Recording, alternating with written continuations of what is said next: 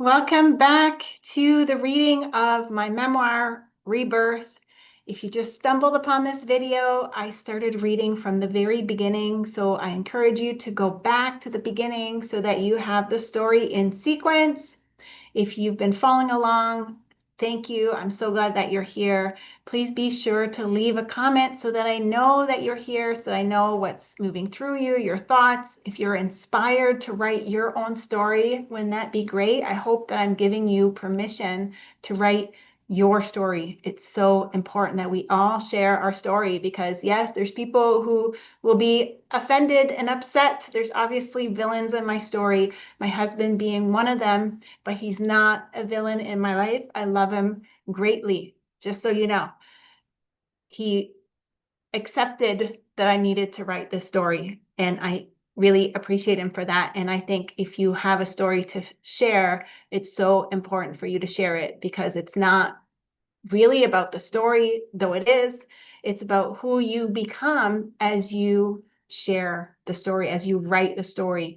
There's a growth that happens there. There's an understanding that happens there that you may not have had from where you're standing right now. So I strongly recommend it, and I hope it inspires you to know that you are the hero of your story and you are allowed to write your story the way that you perceived it, even if no one else agrees. So like and share if you know anyone who might need to hear this story, who might need this inspiration, and subscribe so you know when the next chapter drops, and leave something in the comments so that I know that you're here following along. I'm reading chapter 26 entitled Pierced in Feet. Maro and I were chatting at the kitchen table while I breastfed Evelyn when I heard the familiar plop, followed by a warm lump pressing against my arm. She soiled her diaper, I said. Without hesitation, Maro scooped her up and headed down the hall towards the stairs. When I stood up, a strange sensation rippled through me. It began as a shiver, then gathered into a powerful, pulsing force in my abdomen. My whole body trembled with each wave of pressure, springing forth from deep within. Uncertain, I surrendered, choosing to stay present to whatever was happening. Then what felt like a sudden loss of control, bladder, bowels, I wasn't sure, left me muttering, "Oh God, oh God."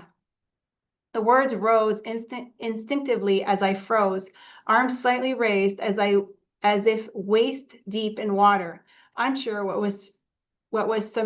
I was submerged in. It felt like my body was going into labor. From the corner of my eye, I saw Mauro pause by the stairs, still holding Evelyn. "What?" he called back, annoyed, his voice sharp and impatient. But I couldn't answer. I didn't know. I was still trying to understand what was happening. Oh God was all I could manage. Then the floodgates opened. Warm liquid ran down both legs as if my water had broken again. I looked down and saw blood soaking through my favorite blue cotton sweatpants, pooling at my feet. Then I bird something large and wet. I could feel the weight of it in my underwear as the floor beneath me grew slick with blood. Mauro continued to stare, repeating, "What? What?" His tone grew harsher, still expecting an answer, still not seeing. He'd been through a lot and deserved an explanation, but I had none. But the floor spoke on my behalf. The insides of my pants were soaked through, clinging like glue to my legs, and a glistening red liquid had begun expanding in a circle around my feet. It was enough to fill a 4-liter bucket, maybe more. There was a lot of blood. I started laughing, not from madness, but from euphoria. I felt extraordinary, light, like I had been anointed, washed clean, and reborn. A strange and beautiful force pulsed through me, like an unshakable calm, holy presence, giving me new life. I wanted to dance, rejoice, and shout in victory. But reason prevailed. I was standing in a pool of blood, and the glazed tile beneath me had turned slick.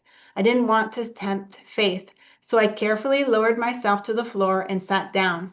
"It's okay," I said to Mauro, still standing frozen a few feet away, his face now etched with concern. "Don't worry, God is at work. I don't know what he's doing, but I know it's something divine. Don't be afraid. But what we see with our eyes can be deceiving. Look beyond what is visible. Everything is fine." I was desperate to reach him and help him see or understand. He didn't speak. His body hovered between action and paralysis. His breath caught somewhere in between. His eyes searched mine, looking for something solid, something real to hold on to. I wanted him to see the beauty in this moment and celebrate it with me. I smiled wildly, exposing all my teeth, then raised my arms toward him. "Can I hold Evelyn?" I asked, my voice gleeful. He hesitated, his breath shallow and quick. Then slowly his grip loosened, and he handed her to me. This was the birth I had longed for, a quiet, sacred moment at home, feeling the connection surrounded by divine presence. I pulled Evelyn close, cradled her in my arms. "Can you get the camera?" I asked, my voice light and playful. Mato's expression twisted. His soft concern vanished. His mouth flattened, and his brow drew in sharply as he locked eyes with me, as if searching my brain for signs, trying to decode the moment.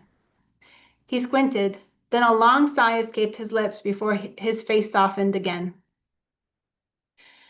He stood up, disappeared from the room, and returned with the camera, raising it with lingering hesitation. "Get a good one," I said, smiling with a sense of cosmic wonder. My hair was wild, my eyes wide with wonder, my arms wrapped around my daughter, ready to capture her rebirth. I felt like I'd been washed in the blood of Jesus, fully restored, radiant, new, and pulsing with clarity and newfound power. I felt alive in a way I'd never known. My senses felt sharper, attuned, as if I could see through the veil of the physical world, hear the words people didn't say, and feel what hovered just beneath the surface. By all appearances, something had gone terribly wrong, but inside, I felt stronger than ever, empowered, held, and completely alive. Even as blood pooled around me on the tile floor, I didn't feel fear. I felt liberated. Still, I knew Mauro was trying to keep his panic at bay. I wanted to offer comfort, to anchor him in the peace I felt. "Don't trust what it looks like," I reminded him, my voice steady. "Look deeper. There's more happening here than what we can see." I needed him to hope with me, to see that even in the strangeness of it all, there was meaning and a God at work.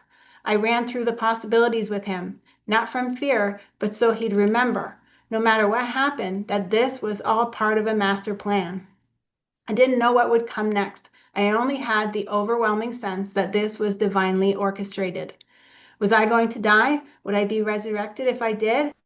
I looked straight into his eyes, steady and sure, and said, "If I die," locking eyes with him, "don't harden your heart. I'll be back in 3 days." It sounded insane, I knew, but this truth resonated deep within me. Perhaps it wasn't literal.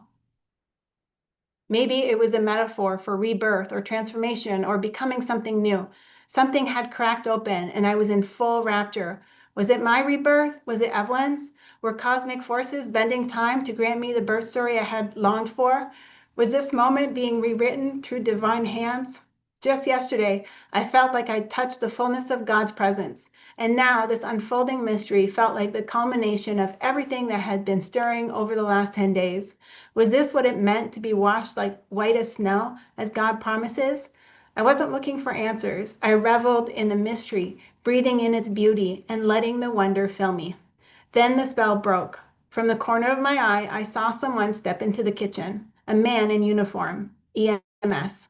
His eyes scanned the blood, the odd stiffness, the odd stillness of the scene. His face twisted with concern, then softened into a more professional expression. He crouched by my shoulder. "How are you feeling?" he asked gently. "I feel fine," I said, still smiling with glee. "You must have panicked when this happened," he said. "No," I replied. "I didn't at all." But he didn't hear me. His questions continued, disconnected from my answers, as though he'd already decided I must be in shock. He checked my vitals. His brows rose in unison with his disbelief. "Your pressure is normal," he muttered, more to himself than to me. "Do you feel dizzy or faint?" "No," I replied, still smiling. But the thought planted a seed. To be safe, I lay back on the floor with Evelyn still in my arms. I looked up at Mauro, who now seemed fidgety. I smiled a big, silly grin to remind him I was okay and added, "Don't worry." Mauro knelt beside me, touched my forehead, his hand lingering. "I feel calm," he said, "because you're calm." I was glad to hear it. Then two more EMS workers arrived and introduced themselves as Brenda and John. I turned to the first responder to ask his name. Alex, he said, acknowledging he hadn't introduced himself. Brenda asked Alex for a briefing, then asked me whether I could walk to the stretcher or have it brought in. I can walk, I said, handing Evelyn to Mauro. They supported me as I made my way outside. My senses felt sharpened, hyper-aware of every shift in light and sound. A neighbor watched from across the street. The squishing of blood beneath me, sticky and cold, startled me as I sat on the stretcher. I winced at the odd sensation, but still felt steady, more than steady, alive. They pushed the stretcher towards the back of the ambulance, making a few quick adjustments before I slid in head first. I glanced around, wide-eyed, taking in all the medical gizmos and gear, awed to be in an ambulance for the first time in my life. Outside, Mauro stood on the street, looking up at me. He asked John if he could bring Evelyn along, but we didn't have a car seat. It was still in Mauro's car, stranded at his parents' place because of the oil mishap. John shook his head. She can't come without a proper seat. Mauro pleaded. Our car is being serviced. We didn't plan for this. John sighed, then suggested Mauro check the house for something, anything secure enough.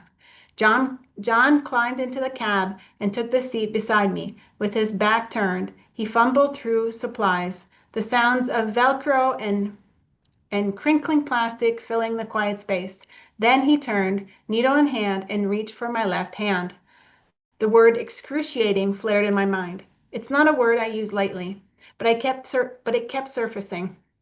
Whatever he was doing burned, sharp and intrusive. It was the worst pain I'd ever felt from a needle. He pulled back, muttered something, then tried again, higher up on my arm. Still no luck. He shifted to my right hand, causing another deep burning sensation.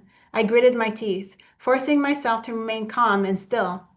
If I flinched, he might try again, and I couldn't bear another attempt. Mauro returned, holding Evelyn's little Fisher-Price vibrating seat like a trophy. John studied it, then finally nodded. It'll have to do. He taped Evelyn's seat into place with duct tape and even taped emergency blankets around her to help keep her in place. Mauro and I exchanged a quick, excited smile as our strange little family was embarking on yet another unexpected adventure. The ambulance rumbled to life beneath us, and we were off. I turned to John. Can we go to women's college? That's where I gave birth, and this is obviously related. He shook his head. This patch routed us to HR. We have to follow protocol. I nodded, trying to not to show my disappointment. A moment later, I felt another warm gush between my legs. This one smaller than the one in the kitchen, but still much more than I was accustomed to. Aware of the spreading sensation, I shifted my weight and let it pass. When we arrived at HR, John wheeled me through the automatic doors. Just inside, two people were standing near the entrance, one on either side. I didn't know who they were, but their faces radiated a golden light. There was a twinkle in their eyes and an innocence in their expression. They were both smiling warmly at me, as if they already knew me. I'd never seen people glow like that. Was this the mark of a saved soul? John rolled me up to the reception desk and explained my situation. From the stretcher, I scanned the waiting area. Faces everywhere, some drawn and tired, worn down by pain. Others were calm and detached, just waiting, as if they were in line at the bank. I glanced back at the glowing pair by the door, still smiling and radiant. Was it just me? I nudged Mauro and whispered, Do you think they're smiling unusually? He glanced at them, then back at me. Yeah, he said quietly, they are. Curious, I asked the man his name. Before he could answer, John, our EMS attendant, mistook the question and repeated his own name. I couldn't help but laugh. He must think I'm forgetful, which wouldn't be unreasonable under the circumstances.